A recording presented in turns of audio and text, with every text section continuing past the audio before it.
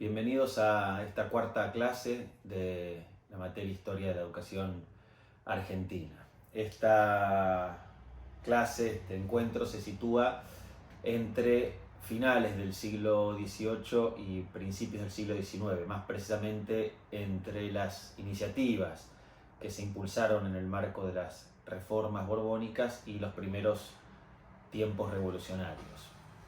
Quisiera estructurar esta clase en tres momentos. En un primer momento, en una primera instancia, mencionar las que fueron las principales iniciativas y caracterizar de algún modo la educación en tiempos de la colonia, sobre todo en los últimos años del periodo colonial, que nos sirve a nosotros como antecedentes para poder identificar, si quieren, las tradiciones, los orígenes de nuestras tradiciones pedagógicas nacionales. Es muy difícil pensar sin esas marcas coloniales, sin esos rasgos que le imprimió a la educación el periodo colonial, pensar, decía, nuestras tradiciones nacionales. Ya veremos cómo eso de alguna manera se concreta en la figura de un conjunto de autores. En un segundo momento quisiera destacar el rol que tuvo la gente de saber en torno a pensar la cuestión educativa, marcado por una característica, por un rasgo también esencial, que es que durante las últimas décadas del siglo XVIII la tematización de la cuestión educativa comienza a acelerarse, comienza a profundizarse, comienza a multiplicarse, atravesada también por un gran hiato. Aquello que se piensa está extremadamente lejos de aquello que logra concretarse, es decir, aquello que comienza a ser dibujado, bosquejado en los escritorios de la gente de saber en el Río de la Plata, choca constantemente con las posibilidades materiales para su concreción, ¿sí? Dadas las enormes dificultades que atraviesa la sociedad colonial y postcolonial durante este periodo. En un tercer momento quisiera compartir con ustedes un diálogo que mantuvimos con el profesor José Bustamante Bismara en torno a las características que adoptaron las escuelas de primeras letras en las provincias, fundamentalmente Entre Ríos, Córdoba, en un contraste con la provincia de Buenos Aires, y que forma parte, como ustedes saben, de la bibliografía de esta clase. Entonces, comencemos con el primer momento, el de las características que tuvo el periodo de la Ilustración en materia educativa.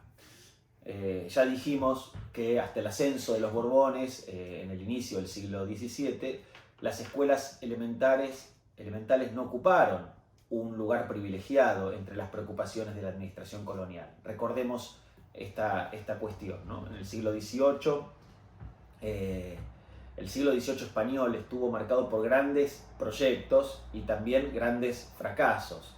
El reformismo español, ese que viene con la impronta borbónica, chocaba una y otra vez con las viejas estructuras del antiguo régimen, es decir, le costaba, ¿no?, poder trascender las estructuras, si bien aspiraba a reformarlas, a introducir cambios, modificaciones de fondo, chocaba una y otra vez con las viejas estructuras, ¿no?, con las que a lo largo de siglos se había configurado el antiguo régimen en la península ibérica. Tal vez, o seguramente, entre los principales referentes del reformismo español estén Campomanes y Jovellanos, ¿no?, quienes habían sido los máximos exponentes de la corte de los Borbones, y que en el terreno educativo, ¿no?, los máximos exponentes en el terreno educativo, quienes a su vez diseñaron reformas que de modos más o menos indirectos se iban luego a retomar en el Río de la Plata. A su vez, también hay que recordar, por un lado, esta cuestión, ¿no? Las reformas borbónicas, si bien le imprimieron al siglo XVIII una marca, una impronta muy importante, no fueron exitosas en un sentido absoluto. Chocaron una y otra vez con las dificultades que el antiguo régimen o las características, la configuración del antiguo régimen tenía y que estaba sentada hacía mucho tiempo. Y por otro lado, la cuestión de estar nosotros ubicados en el Río de la Plata, que no había tenido en materia educativa un desarrollo similar al de otras regiones de las colonias españolas, como por ejemplo el Virreinato de Nueva España, es decir, lo que hoy sería la Ciudad de México, o del Alto Perú.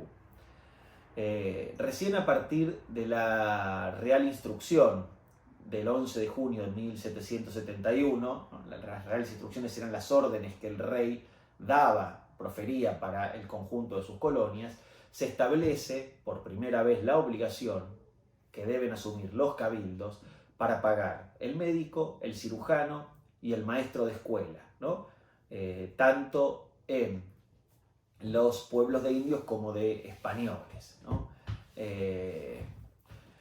Recordemos aquí que si bien para el antiguo régimen uno de los ejes de la vida era el recogimiento espiritual, ¿no? Como una vía para poder contemplar la divinidad, para la Ilustración las personas eran sobre todo y fundamentalmente seres sociales, seres sociables, y que por lo tanto había que promover por todos los medios esa dimensión, ¿no? Esa característica social que cada individuo tiene para que se despierte. Uno puede pensar que la escuela, ¿no? Como una práctica debía favorecer precisamente esta característica, ¿no?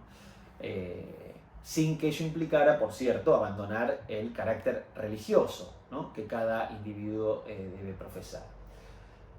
¿Qué era la escuela en ese entonces? Bueno, en primer lugar, tenemos que hacer un gran esfuerzo para pensar la escuela más allá de un espacio físico, o mejor dicho, menos como un lugar, menos como un espacio y más como un conjunto de prácticas que en el devenir de las décadas, en el devenir, si quieren, del siglo XIX latinoamericano, se irá convirtiendo a través de un largo proceso en un dispositivo que va a estar conformado por un conjunto de elementos a los que llamaremos escolarización. Es decir, pensar la escuela a fines del periodo colonial y en los primeros años del periodo independiente no implica, no sería correcto pensarlo como un espacio con una entidad propia, particular, diferenciado del resto de las instituciones coloniales o postcoloniales, sino como un conjunto de prácticas que están establecidas en diferentes espacios que son practicadas por diferentes sujetos y que sí, con el devenir del tiempo, un proceso muy complejo, van a ir configurándose, van a ir agrupándose, van a ir reuniéndose en torno a un espacio específico, ¿sí? Y esa va a ser la escuela moderna, la escuela propia de las sociedades escolarizadas. Ese proceso va a llevar mucho tiempo, por eso también es importante recordarnos que en este periodo no existía todavía una autoridad como un ministerio, un consejo escolar, un ministerio de educación, que reuniese todas las potestades para crear y administrar la vida de las escuelas, ¿no? Las escuelas o la creación de una escuela podía tener tres orígenes, tres fuentes. La primera era la autoridad eclesial, ¿no? Que podía ser tanto del clero secular como el clero regular. La segunda era la voluntad de los gobernadores o del propio municipio. Y la tercera podían ser los particulares, ¿no? Particulares, es decir, vecinos de una ciudad que por motus propio se presentasen ante las autoridades del cabildo y propusieran crear una escuela. Esas eran las tres orígenes, las tres fuentes a partir de las cuales podía crearse una escuela. Recordemos también que en este periodo tampoco había algo así como una idea de gratuidad escolar. Todo lo contrario, las escuelas de primeras letras, independientemente de quién las hubiese fundado, si en particular un municipio o una congregación religiosa, eran pagas y la gente hacía grandísimos esfuerzos para poder solventar los gastos derivados de la educación de sus hijos. quienes así lo hacían, como les decía recién, representaba un gran esfuerzo, y esa educación, por lo tanto, estaba mucho más cerca de ser un privilegio al que prácticamente solo accedían los niños de los sectores acomodados, en ese momento conocidos como gentes principales y beneméritas, ¿no? Y por otro lado, también, en tanto privilegio, las escuelas estaban o prohibían el ingreso de aquellos sujetos del bajo pueblo, sujetos coloniales, que estaban configurados, o cuya identidad estaba configurada por el principio de la desigualdad jurídica. Así como la escuela no era un derecho para todos y era un privilegio para quienes podían pagarlo, también estaba absolutamente prohibida para los negros, los mulatos, los esclavos, etc., ¿no? Las mujeres, porque hasta ahora estamos hablando de las personas masculinas, las mujeres, por el contrario, o en el mejor de los casos, mejor dicho, recibían educación o instrucción en sus casas, una instrucción que estaba fuertemente ligada a la reproducción de la vida doméstica. Ahí vale recordar que quien mejor comunica las experiencias y las penurias que pasaban las mujeres en el periodo colonial y también en los primeros años de la vida independiente, porque los cambios no se producen radicalmente ni de un día para el otro, y cierto etos social continúa a lo largo de las primeras décadas de vida independiente, fue Mariquita Sánchez de Thompson, quien había, de hecho, una de las primeras mujeres, o por lo menos de las que tenemos noticias, que logra resistirse al matrimonio impuesto, que había sido acordado por su madre, y que en las numerosas cartas que escribe, Mariquita había sido alfabetizada y si bien tenía impedido poder escribir un libro porque esa era una práctica masculina, había encontrado la vía de comunicar sus memorias a través del intercambio epistolar. Fue entonces Mariquita, una mujer, quien nos dejó un conjunto de imágenes y de representaciones sobre la vida en la Buenos Aires colonial, entre las cuales hay numerosas referencias a los aspectos educativos. Entonces, y como para ir continuando la caracterización de esta cuestión de la escuela, en lo que nosotros llamamos, y es un oxímoron, la Argentina colonial, ¿no? Coexistieron numerosas instituciones educativas y numerosas modalidades de enseñanza. Por eso nosotros en la cátedra hablamos muchas veces de los conglomerados educativos. No hay un sistema educativo que esté organizado, ¿no?, con niveles establecidos que se articulan a través de certificaciones unos con otros, sino un conjunto de instituciones que están medianamente engarzadas unas con otras, pero que no están ni coordinadas por un órgano superior, administrativo superior, ni que garantizan el pasaje de una a otra de una manera tan sencilla ni tan coordinada. Hay algo similar también pasa con el tema de los métodos de enseñanza, ¿no? Hay un estupendo trabajo, está aquí, coordinado por Rubén Cucuza y Pablo Pinó, que se llama Para una historia de la enseñanza de la lectura y escritura en Argentina. Esta es una vieja edición, hay una nueva edición también, en la que se perfila, hay una idea, ¿no?, que a mí me interesa mucho compartirles, en donde se perfila un poco el espíritu de esta educación colonial. Dice Rubén Cucuza lo siguiente: durante la época colonial y hasta avanzadas las primeras décadas del periodo independiente, los que leían eran muy pocos y los que escribían aún menos. El acceso a la lectura y escritura estaba limitada a la aristocracia blanca y era denegada a los esclavos negros. Por lo tanto, y repasando, no había algo que pudiéramos calificar como gratuidad, la educación tampoco era obligatoria, estaba prohibida para grandes sectores de la población.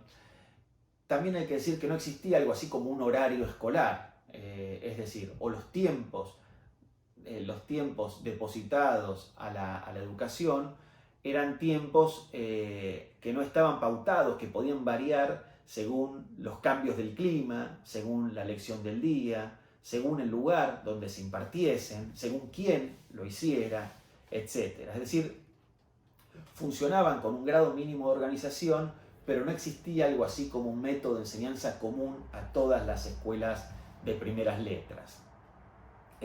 Por otro lado, esta heterogeneidad no nos tiene que hacer pensar que había una ausencia total de normas o de regulaciones, o que las escuelas de la colonia estaban subsumidas en una anarquía cotidiana. Sencillamente funcionaban bajo otra lógica.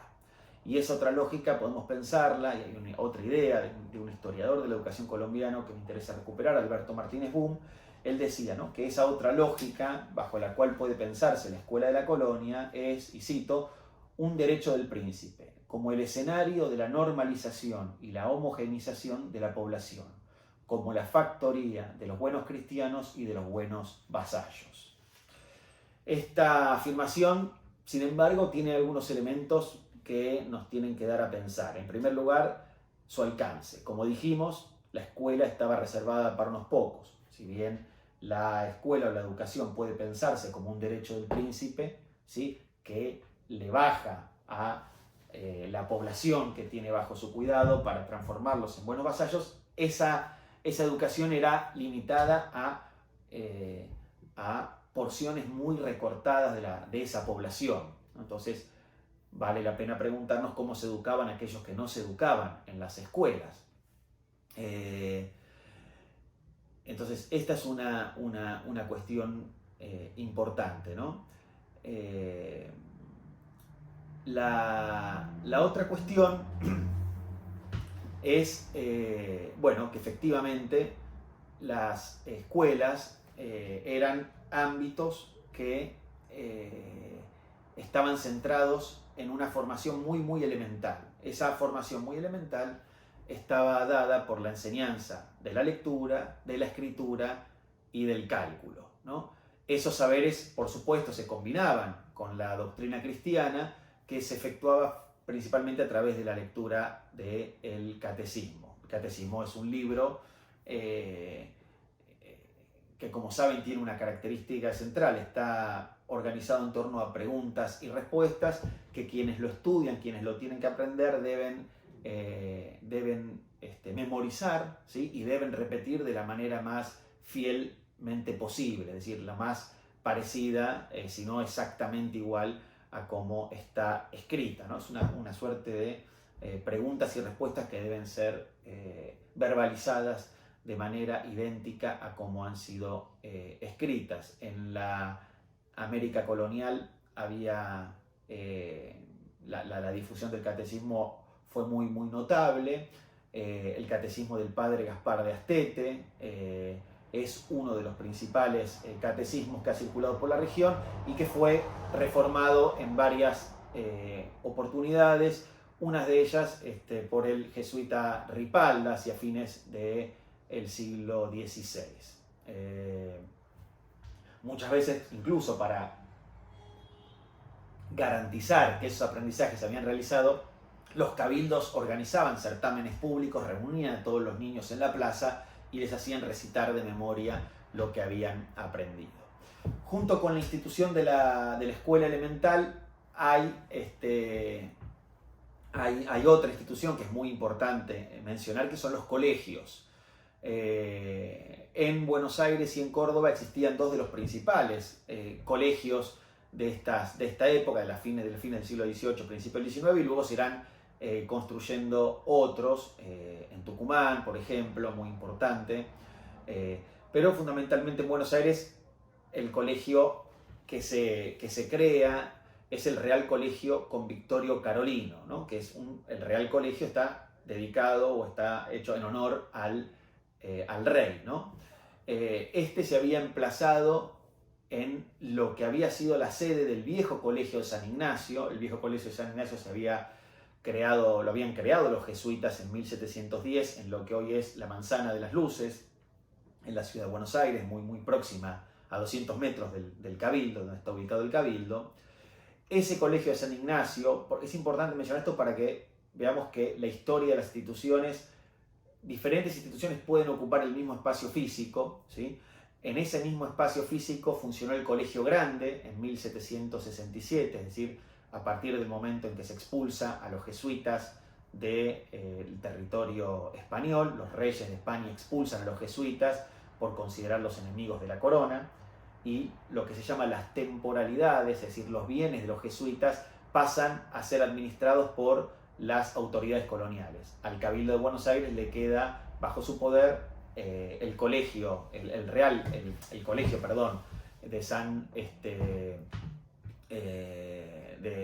que va a llamarse Colegio de San Carlos, pero en ese momento Colegio de San Ignacio, ¿sí? El colegio Grande, y lo van a renombrar en torno a 1772 Colegios de San Carlos, y en 1783 nuevamente renombrado Real Colegio Convictorio Carolino.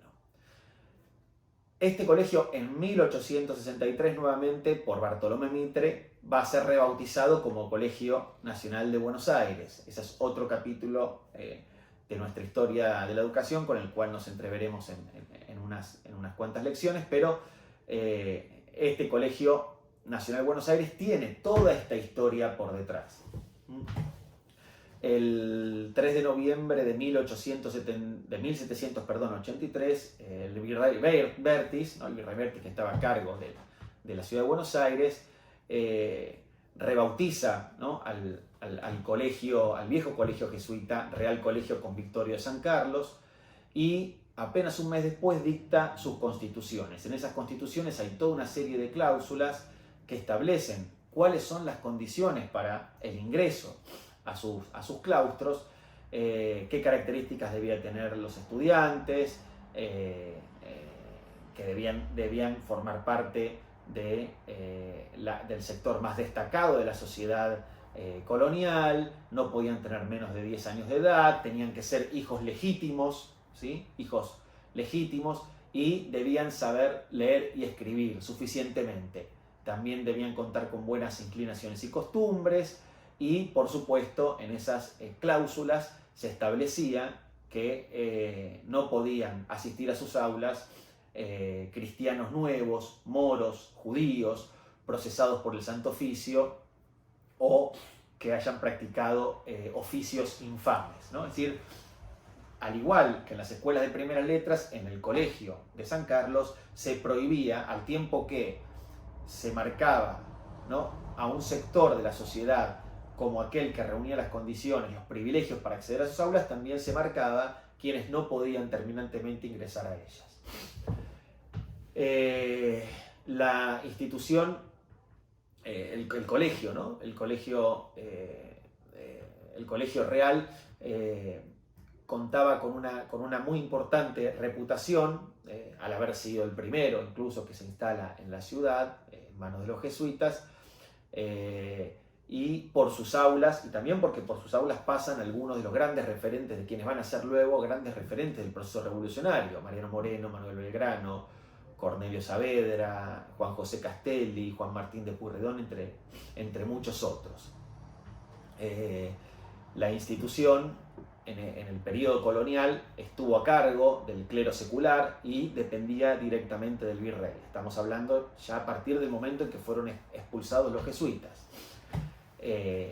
La institución contaba con becas para hijos de pobres honrados y también para hijos de militares, ¿no?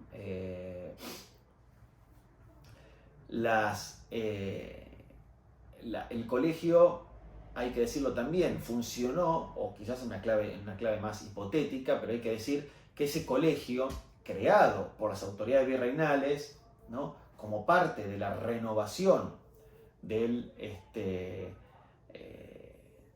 como parte de las renovaciones borbónicas, de la modernización del Estado colonial, fue un espacio, o terminó configurándose como un espacio de sociabilidad que funcionó precisamente como un lugar donde comenzaron a circular ideas, representaciones relativas a la comunidad de intereses entre los criollos y en oposición a los intereses españoles. Esto es, una institución modernizada por la propia corona termina reuniendo un conjunto de criollos que en sus aulas van a empezar a compatibilizar ideas y sentimientos en torno a lo propio criollo y en oposición a los intereses españoles. Esto va a estallar por los aires, por supuesto, en 1810, y no es en vano volver a mencionar que por sus aulas pasaron muchos de quienes fueron luego los que encabezaron el proceso revolucionario.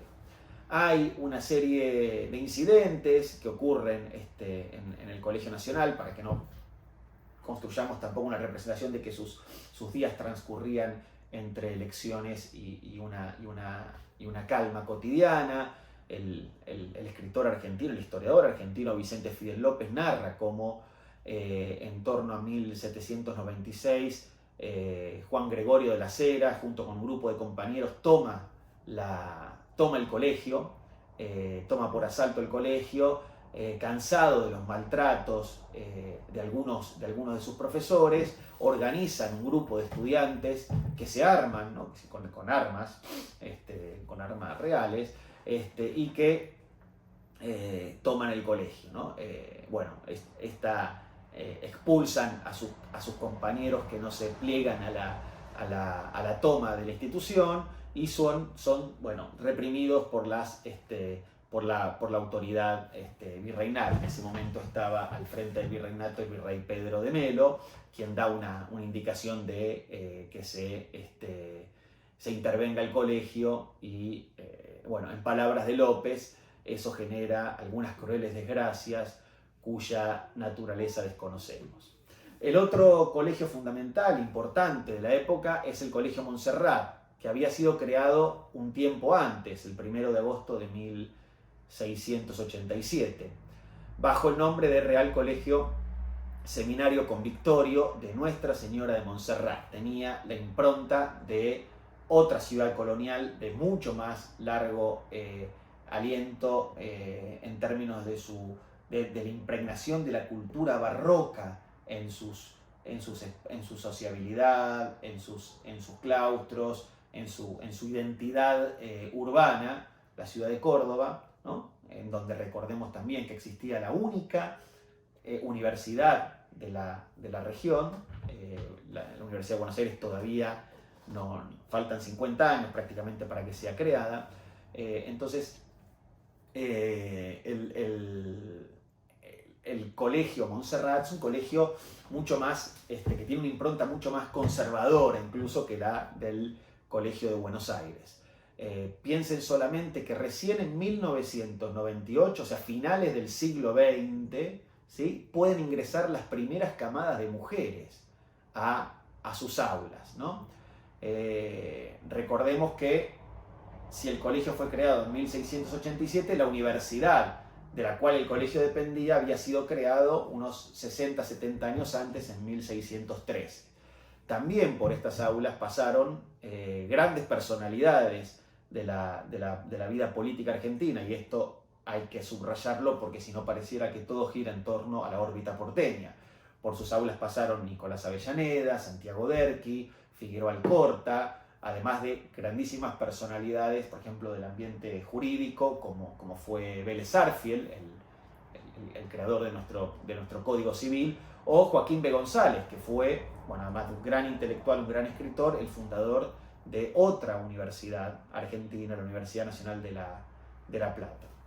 Este segundo grupo de instituciones, los colegios, son fundamentales para entender otro de los espacios por donde transcurría la educación en tiempos de la colonia. Voy a dejar afuera deliberadamente la Universidad de Córdoba porque la retomaremos en la siguiente clase, cuando hablemos de la creación de la Universidad de Buenos Aires, precisamente para poder trabajar los contrastes entre una y otra.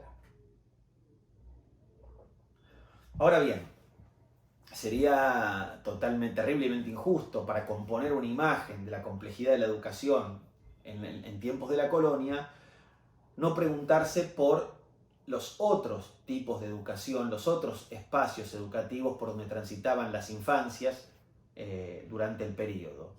Y estos otros espacios son los talleres de artesanos y los hospicios para niños expósitos.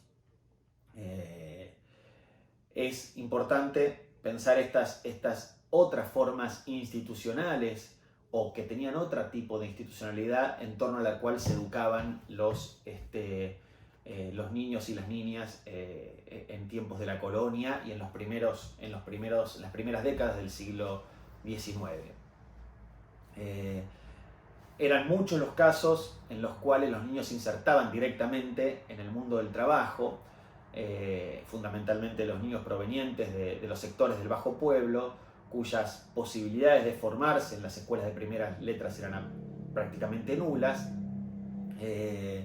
Y esto tiene un poco que ver, decíamos, también con la marca que dejaron las reformas borbónicas en la sociedad colonial. Durante el fin del periodo colonial y a partir de la irrupción fundamentalmente de las ideas ilustradas, la educación pasa a ser un campo que está atravesado por tensiones y por disputa.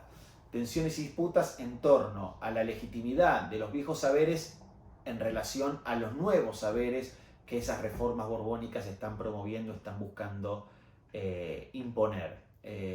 Y fundamentalmente también por los lugares institucionales, por los espacios institucionales desde donde esos nuevos saberes pueden y deberían impartirse, ¿no? Hay toda una impugnación de las disciplinas escolásticas, ¿sí? Las viejas disciplinas escolásticas que eran las que venían, ¿no?, con todo el legado del periodo colonial, y hay toda una preocupación por comenzar a instalar programas de enseñanza basados en los argumentos de las incipientes ciencias, de la ciencia física, de la economía política, así como también los programas que buscaban renovar las bases sobre las cuales durante muchísimo tiempo se habían asentado la enseñanza del derecho y la filosofía. Entonces, la difusión de las ideas ilustradas instala una tensión en el corazón de los programas académicos y en el corazón de los programas de enseñanza, generando una tensión entre los viejos saberes escolásticos y las novedades que traía aparejada la época, las novedades que traía aparejado el discurso ilustrado. Esta es una tensión que va a atravesar el periodo y que va a culminar de una manera muy potente con la Revolución de Mayo, tomando por supuesto nuevos bríos. Pero hablemos de las instituciones, ¿no? La otra cuestión que está cambiando, la otra cuestión que se está transformando de fondo es la sensibilidad que la sociedad tiene para con sus infancias. Y esto lleva a que el virrey Vértiz, que recordemos ocupa ese cargo entre 1778 y 1784, es decir, casi en el final del periodo virreinal,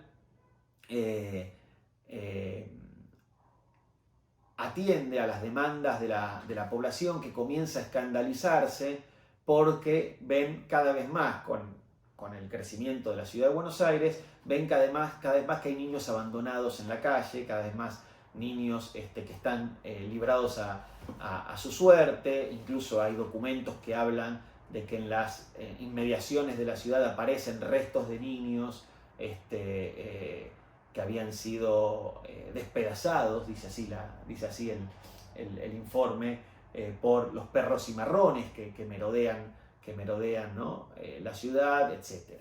Frente a esa situación y frente a la conciencia que tiene el virrey de que esos niños, ¿sí?, no puede saberse a ciencia cierta si son o no son hijos de españoles, hijos no reconocidos de españoles, y por lo tanto potencialmente vasallos del rey, súbditos del rey, deben ser o deben contar con algún tipo de protección. Y crea o funda, ¿no?, la que es la Casa de los Niños Expósitos, en torno a 1779. ¿No? La Casa de Niños Expósitos funciona también una imprenta que va a cumplir un papel importantísimo en lo que es la historia del libro en nuestro país, ¿no?, y en el Río de la Plata. Esa imprenta tiene una historia también muy interesante, que vuelve a conectar Córdoba con Buenos Aires, ya que el virrey Vértiz la manda a traer del colegio del colegio de San Carlos, ¿no? Pertenecía a los jesuitas, y la trae hacia Buenos Aires, ¿no? En 13 cajones, cuenta la historia, junto con un aprendiz de imprentero que había sido formado con los jesuitas, y que era el único que sabía hacerla funcionar. Recordemos que para ese momento ya los jesuitas habían sido expulsados. La formación del artesanado es la otra vía a través de la cual se podían educar los niños, podían incorporar conocimientos, saberes en los niños. A esta cuestión de la formación artesanal le dediqué una tesis de doctorado, que puntualmente quería pensar este problema, ¿no? La formación del artesanado entendida como un sujeto colectivo que está constituido por relaciones pedagógicas y laborales, ¿sí? Y el saber artesanal entendido como un tipo específico de conocimiento, son temas que hacen al interés de la historia de la educación, en tanto y en cuanto la historia de la educación no puede ni debe circunscribirse pura y exclusivamente a lo que sucedió en las aulas, en las escuelas, en los espacios institucionalizados, sino que tiene que abrirse a otras formas de transmisión del saber, de la cultura, de los conocimientos, etc., ¿no?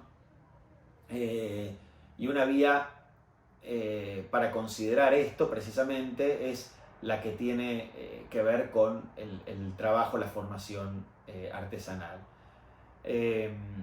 Una formación y una tradición que no ha sido muy fuerte, muy potente, que no ha sido definitivamente la hegemónica, es decir, el lugar de la articulación entre educación y trabajo en la historia de la educación argentina ha sido más bien lateral, ha sido más bien marginal en relación a otro tipo de concepción de aquello para lo que la educación debía, aquello a lo que la educación debía contribuir, pero que sin embargo no puede ser negada, ¿sí?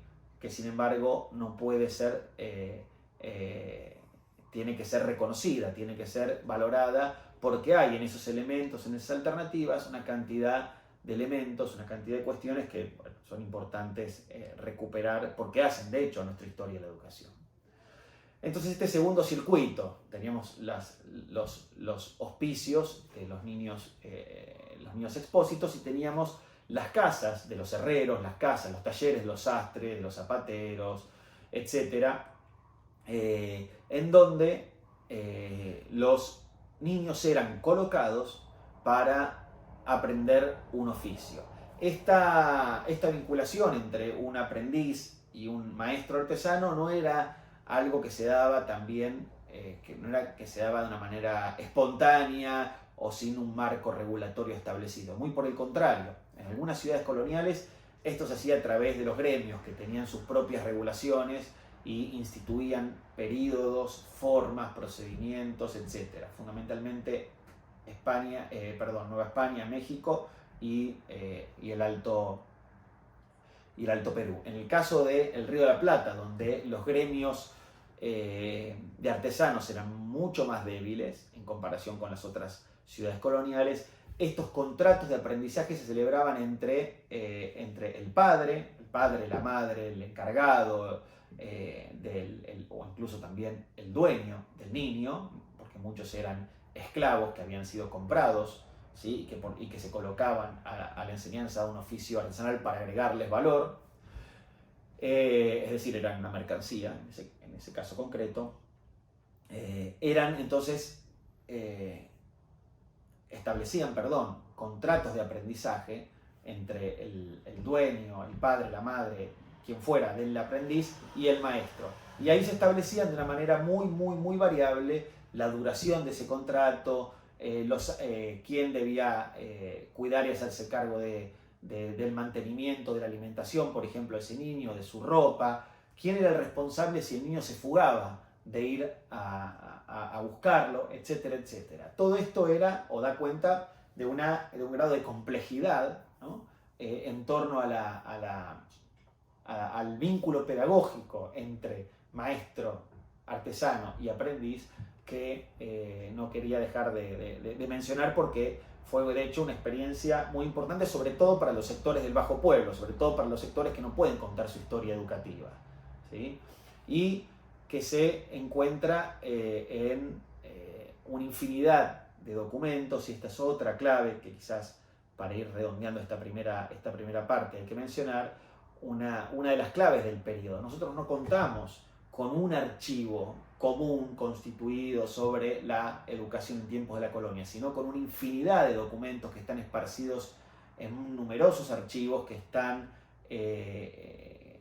ocupan diferentes formatos y que nos devuelven una imagen muy parcial, recortada, pero diría fragmentada de esa experiencia. Por lo tanto, tenemos que ser mucho más cuidadosos a la hora de acercarnos al estudio de este periodo en términos de aquello que afirmamos como sentencias incontrastables, ¿no?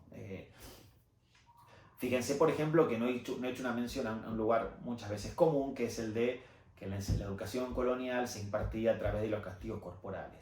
Porque creo que en parte sí fue así, pero en parte también hay que todavía explorar un conjunto de documentos para poder llegar a afirmaciones tan generalizables como esta, ¿no? En fin, los cambios que empiezan a producirse con la revolución son varios, son muy importantes, y ahí el lugar que empiezan a tener en esos cambios esta idea que comenté al comienzo, ¿no? La idea de que para la Ilustración el hombre es un ser social por definición y tiene que explotar y explorar esa sociabilidad, esa capacidad de sociabilidad. Y ahí entran a jugar un papel fundamental los diarios, las gacetas, los dispositivos de lectura que comienzan a poner en conocimiento del público las novedades y los progresos en materia educativa. Hay algunos muy importantes, ustedes lo conocen, uno es el Correo de Comercio. Aquí hay una compilación de la Academia Nacional de la Historia, de todos los números publicados por el Correo de Comercio, que fue impulsada por Belgrano, y en donde, por ejemplo, en sus páginas se insta a revalorizar la formación artesanal, la formación para el mundo práctico, sobre todo de la agricultura, del comercio, los labradores, los artesanos. Otros periódicos como Los Amigos de la Patria y La Juventud, impulsada por el ingeniero Felipe Cenillosa, propone la apertura de nuevas instituciones educativas, desde el Semanario de Agricultura, otro gran pensador de la época, Vieites, publica un catecismo en donde recuperando esa idea del catecismo como mecanismo, como método de enseñanza, pero un catecismo de agricultura para formar a los labradores, en fin, una cantidad de iniciativas que tienen que ver con esa tensión de la que hablábamos antes, vinculada con los nuevos saberes que promueve la Ilustración borbónica. Esos nuevos saberes están indisolublemente asociados con una reforma profunda del carácter práctico que debe tener la enseñanza. Esto, por supuesto, está asociado al desarrollo de la ciencia, sobre todo y fundamentalmente entre los siglos XVII y XVIII, el modo en que de a poco se van incorporando las lenguas vulgares, ¿no?, a la enseñanza. Pensemos que para el periodo anterior, para el periodo barroco, la lengua privilegiada a través de la cual se enseña y se aprende es el latín, ¿sí? En cambio, a fines del siglo XVII y durante el siglo XVIII comienza a extenderse cada vez más el uso de las lenguas vulgares como lenguas para la enseñanza. Entonces hay ahí una cuestión que se abre y que es muy importante primero como crítica hacia lo que Francisco Cabello y Mesa va a llamar, desde el Telégrafo Mercantil, otro periódico de la época, las voces bárbaras del escolasticismo, ¿no?